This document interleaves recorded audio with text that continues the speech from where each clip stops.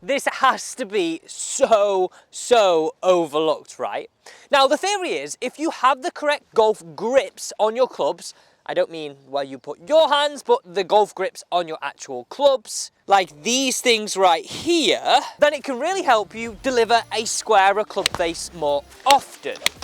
Which, by the way, that is pretty essential, isn't it? With driver, irons, everything.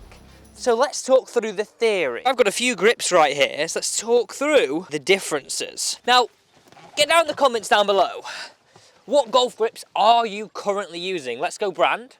Let's also go what size. So I have in my hand here all the end of the spectrum. We've got a standard one here on this golf club.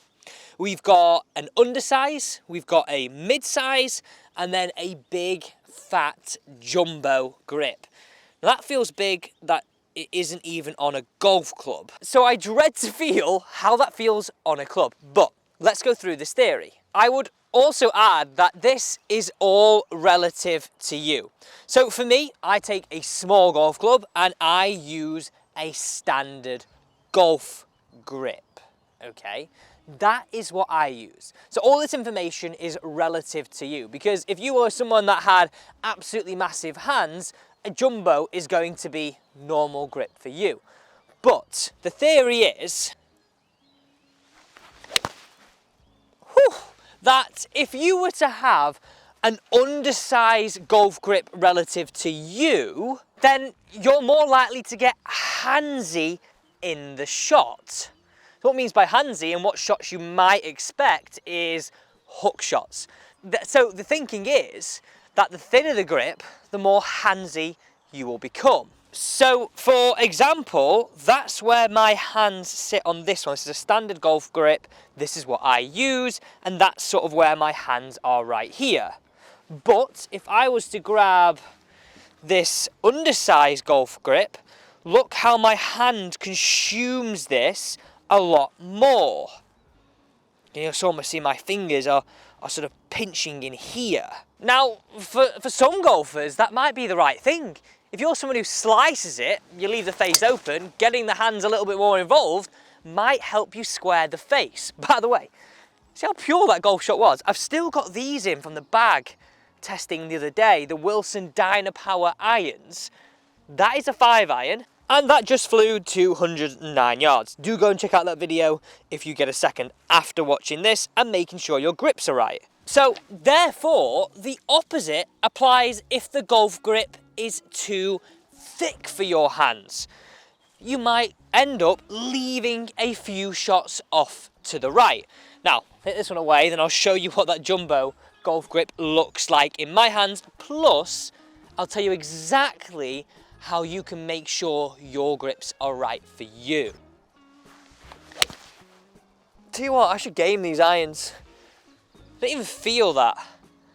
Didn't even feel that. Pin high, right edge. Right, let's go and look at these. We have the jumbo grips right here. And if I was to put that in my hand, look how my fingers don't come together as much. Now, you've got to think of it this way. If the golf grip is too thick, think about those thick putter grips. We all use those thick putter grips to take our hands out the shot. So therefore, if it's too big and too thick for our hands, it's harder for us to use our wrists and square that face into impact, leading to those push shots. So let's talk how you know if your grip is absolutely dialed into you. Because you think about it this way, it's your only point of contact with the club, so it better be right. I also forgot to mention here that when I've been coaching people down here at Mottram Hall and they come to me with golf grips that are far too thin for their hands, I see that one a little more often. They find it really hard to grip the golf club. Grip pressure goes up, and therefore the quality of their golf swing just goes right down. It goes in the bin because of it. And that's just simply for not having the right grip. So let's talk options, because we've got standard, we've got undersize, we've got mid-size, we've got jumbo. What do you need to look for? The first thing that's got to override everything is comfort. And I would say this is to do with thickness, but also to do with the material.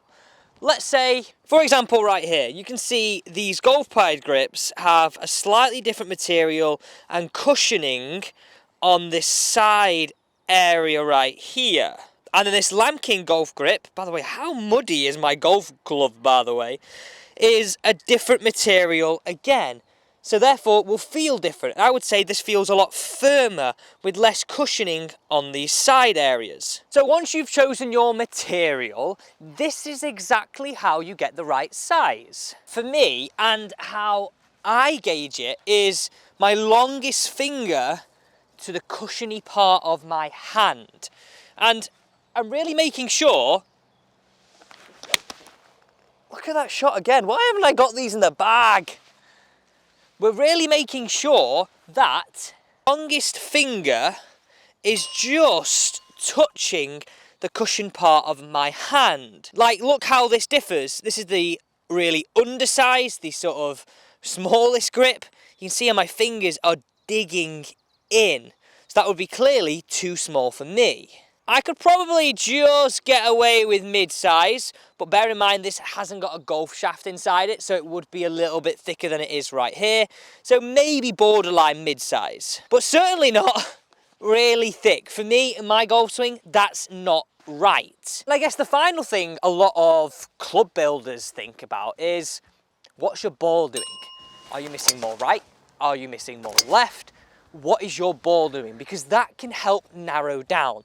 So think about it this way. Let's go comfort first. You've got to have comfy hands, right? Especially if we've got something like arthritis, something more cushiony, will really, really help. Then choose your material.